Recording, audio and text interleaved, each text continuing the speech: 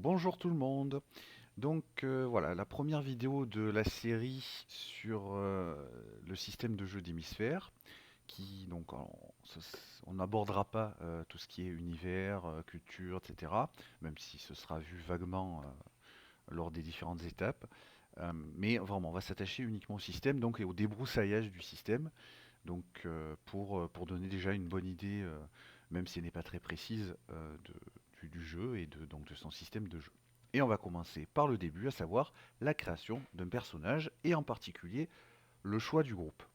Voilà, alors, je vous montre les différentes étapes de la création d'un personnage dans Hémisphère. Je ne vais pas vous les lire, hein, mais on va faire la première. Alors, il n'y aura pas forcément une vidéo par étape, hein, mais le choix du groupe me paraissait assez intéressant pour y consacrer une vidéo complète. Donc voilà, donc on va commencer par choisir le groupe. Alors donc, qu'est-ce qui est de particulier donc dans Hémisphère, avant de créer le personnage à proprement parler, on va d'abord déterminer à quel groupe les personnages des joueurs appartiennent. Parce que pour plusieurs raisons. La première, c'est que ça permet d'avoir un lien directement au groupe, donc des objectifs communs, et ça évacue surtout la question de la rencontre. Le groupe est déjà formé. Donc excite la traditionnelle rencontre dans l'auberge où on essaie tant bien que mal de trouver une manière de faire jouer les personnages ensemble. Alors même si parfois ça peut être intéressant, en général la rencontre dans l'auberge c'est un petit peu poussif et pas très intéressant. Voilà. Enfin après en tout cas c'est le parti pris. Et donc voilà, donc du coup on choisit d'abord le groupe avant de choisir le personnage. Donc, traditionnellement, alors il y a deux grandes familles de jeux. Bon, les limites sont floues, mais en gros, voilà. Traditionnellement, sur les jeux univers, on a souvent tendance à dire bon, ben, c'est l'univers qui est important. On peut jouer un peu ce qu'on veut, et voilà, c'est super, on est libre. Voilà. Donc, le problème, c'est que pour se projeter, surtout si l'univers est un petit peu original, c'est assez difficile pour les joueurs. Voilà, donc c'est un écueil qu'on retrouve assez souvent.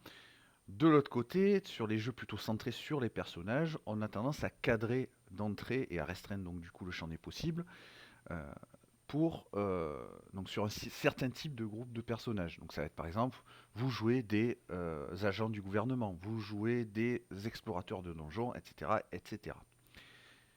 Dans Hémisphère, qui est à la base plutôt un jeu univers, je trouvais dommage de cadrer sur un seul type de groupe de personnages. Ça limitait quand même beaucoup les angles intéressants qu'on pouvait avoir pour découvrir l'univers. Donc, on a pris le parti de sélectionner quatre grandes orientations pour les groupes des personnages, ce qui permet de cadrer tout en ayant un choix de cadre, et donc éviter d'être trop restrictif. Donc, on a les mercenaires, les explorateurs, les citadins et les vauriens. Alors les mercenaires, on va être sur du classique, hein, c'est-à-dire que ça va être plus ou moins de la mission de combat rémunérée, donc ça peut être de l'escorte, ça peut être des chasseurs de primes, ça peut être etc. etc. Euh, voilà, donc plutôt combat, plutôt ce genre de choses, contre rémunération. Les explorateurs, alors là ça va être plus, ça peut être de l'exploration scientifique, ça peut être du pillage de tombes, hein, pour être plus intéressé par l'argent, aller explorer un territoire inconnu en vue de l'établissement d'une colonie, aller visiter une tribu dont on sait qu'elle existe mais dont on ne sait rien d'autre, et pour établir un premier contact, etc. etc. Donc ça peut être aussi étudier une nouvelle espèce animale, végétale, aller faire des recherches sur un matériau inconnu, enfin, etc. On est sur ce type de choses. Ensuite, donc les citadins. Alors les citadins, ça va être plutôt de l'urbain, mais haute sphère sociale.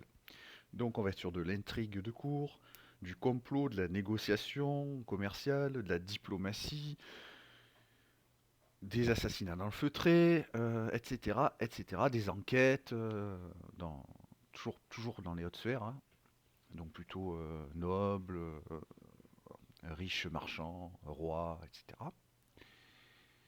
Et voilà. Donc ensuite, les vauriens. Alors les vauriens, on va être plutôt souvent sur de l'urbain, mais pas forcément, l'urbain, euh, mais plutôt les basses classes sociales. Donc, et souvent sur des activités hors la loi. Donc ça va être des brigands, ça va être des pirates, ça va être des cambrioleurs, des assassins, des escrocs, etc., etc. Donc, et plutôt urbain, voilà, les basses couches sociales.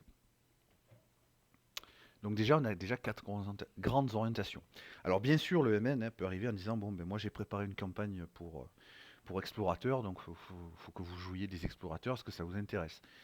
Mais sinon, le choix peut aussi bien être du fait des joueurs eux-mêmes qui disent, tiens, on a envie de jouer tel type de groupe, ou d'une concertation entre les deux, tiens, qu'est-ce qu'on a envie de jouer, et du coup, le MN prépare les scénarios après, etc. Donc c'est une entente entre le maître de la narration et les joueurs. Ah oui, alors, maître de la narration, pour la petite histoire, c'est comme le MJ. Voilà. À ce stade, on va dire ça. Donc c'est à peu près le rôle du MJ pour ceux qui connaissent les termes de jeux de rôle habituels. Si vous avez des problèmes avec les termes, n'hésitez pas à aller sur le kit de découverte. Ils sont expliqués les principaux termes que j'utilise. Voilà. Donc une fois qu'on a choisi le type de groupe, qui donne une grande orientation, on va être un peu plus précis et on va choisir un intitulé libre au groupe. C'est-à-dire que théoriquement, on peut mettre ce qu'on veut. Bon, évidemment, il faut que ce soit cohérent hein, avec l'univers et avec le type de groupe qu'on a choisi. Et là, ça permet de dire on joue des. Donc on est vraiment dans ce que j'expliquais tout à l'heure, le cadrage de ce qu'on joue et donc la facilité à se projeter pour voir un petit peu pour savoir un petit peu à quoi s'attendre comme type d'aventure et d'enjeu, etc. Il est bien évident que jouer des cambrioleurs, donc si on dit on joue des cambrioleurs, ça va avoir pas du tout la même saveur en termes d'aventure que si on dit on joue des diplomates, par exemple. Hein, les enjeux ne seront pas les mêmes, etc.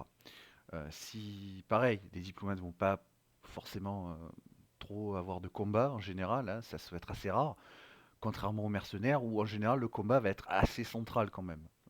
Il va y en avoir souvent, puisque c'est un petit peu ce qui caractérise ce type de groupe de personnages. Donc voilà, donc ça permet déjà de vraiment de donner une direction, un cadre bien précis et savoir ce qu'on joue.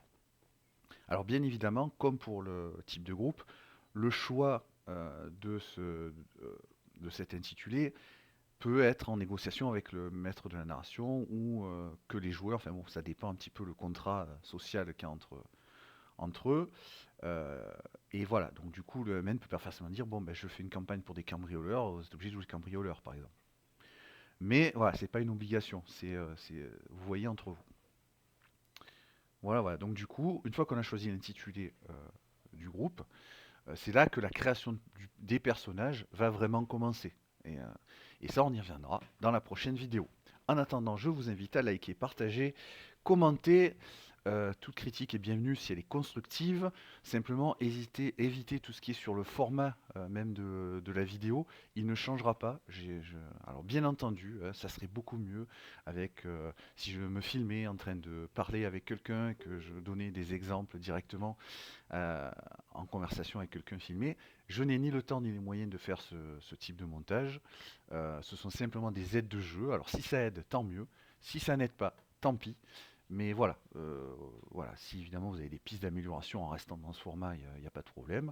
Moi-même, je vais essayer d'améliorer ma diction, mon flux de paroles, etc. Mais voilà, ça restera comme ça.